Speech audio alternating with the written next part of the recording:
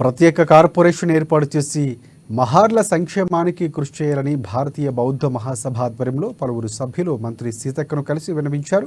ఎన్నికల ప్రచారంలో భాగంగా ఆదిలాబాద్కు విచ్చేసిన ఆమెకు కంది శ్రీనివాసరెడ్డి క్యాంపు కార్యాలయంలో మర్యాదపూర్వకంగా కలిసి వినతిపత్రం అందజేశారు. అనేక సమస్యలు కంది శ్రీనివాసరెడ్డి నేతృత్వంలో ఆమెకు విన్నవించారు. ముఖ్యంగా కార్పొరేషన్ ఏర్పాటు చేసి మహార్ల సమస్యలు పరిష్కరించాలని, వెనుకబాటుకు గురవుతున్న నేపథ్యంలో ఆర్థికాభివృద్ధికి పాటుపడాలని కోరారు. అదేవిధంగా బుద్ధ జయంతి రోజున అధికారిక సెలవు దినంగా ప్రకటించాలని విన్నవించుకున్నారు. జయంతి ఉత్సవాలు సైతం అధికారికంగా నిర్వహించాలన్నారు.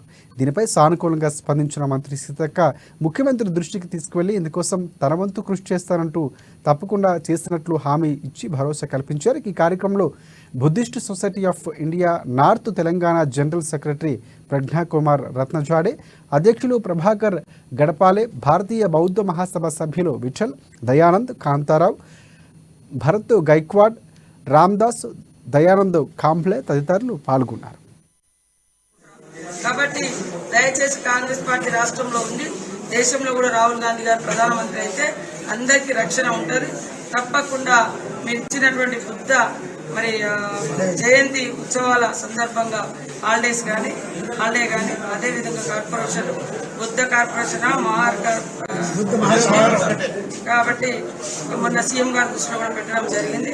ఈ ఎలక్షన్స్ అయిపోయిన తర్వాత వారితో మాట్లాడి తప్పకుండా నేను మీకు ఇన్ఛార్జ్ ఉంటా కాబట్టి అంబేద్కర్ గారి పేరు మీద ఒక స్పెషల్గా మీకు మంచి గుర్తింపు వచ్చే విధంగా కూడా నేను చేయడం జరుగుతుంది. మీరు ఈ 4 రోజులు అందరూ ఇష్టపడి కాబట్టి దయచేసి కాంగ్రెస్ పార్టీ రాష్ట్రంలో ఉంది, దేశంలో కూడా రాహుల్ గాంధీ గారు ప్రధానమంత్రి అయితే అందరికీ రక్షణ ఉంటుంది. తప్పకుండా మీరు ఇచ్చినటువంటి బుద్ధ జయంతి ఉత్సవాల